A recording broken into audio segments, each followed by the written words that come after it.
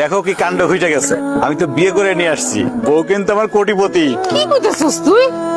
এত কোটিপতি মাইয়া কেমনে রাজি হইলো তোর মতো সবজি আলার লগে বিয়ে হইতে? এই কথায় আছে না, লুঙ্গি খুলতে সময় লাগে, ভাগ্য বদলাইতে সময় লাগে না।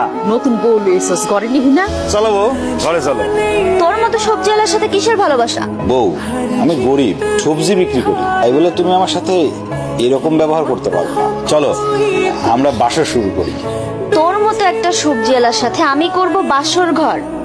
অসম্ভব, কারণ তোকে আমি স্বামী বলে মানি না। তুমি কি বললা?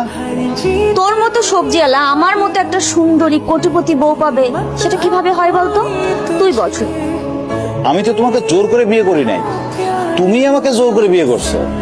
এই বিয়েটা ছিল চোখের ভুল অপারেশনের মতো, আর এই ভুলটা আমি একদমই বাড়াইতে চাই না। সো তুই আমাকে আজকেই ডিভোর্স দিবি। এই ছোট লোকের বাচ্চা, তুই থমকে আছিস কেন? ডিভোর্স দে আমাকে।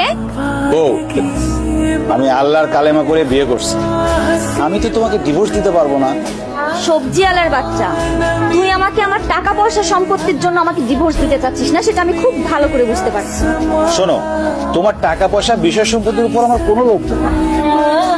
তুমি আমার বউ, আমার এই ঘরের বউ হয়েই থাকবা, আমি কোনোভাবেই তোমাকে ডিভোর্স দিতে পারবো না। ভাবি অনেক ভালো মানুষ, দেখতে শুনতে যেমন সুন্দরী, আচার ব্যবহারে দেখলা না কোটিপতির মেয়ে হয়েও তোমার পা ধরে সালাম করলো।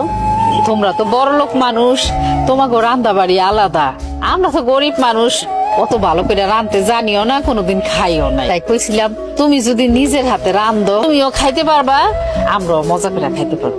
আমাকে দেখে আপনাদের কোন অ্যাঙ্গেলে কাজের বুয়া মনে হয় যে আমি এখন রান্না করে আপনাদের গেলাইতে যাব? এরকম করেই বা কথাটা কইতাছো? সবজি আলার মায়ের কথার কি ঠেলা? এই খাতে মনে হয় অশিক্ষিতর গোডাউন। জীবনে কোনোদিন স্কুলের বারান্দায়ও পা দেন নাই, আর আপনার কাছ থেকে কিনা আমার ব্যবহার শিখতে হবে?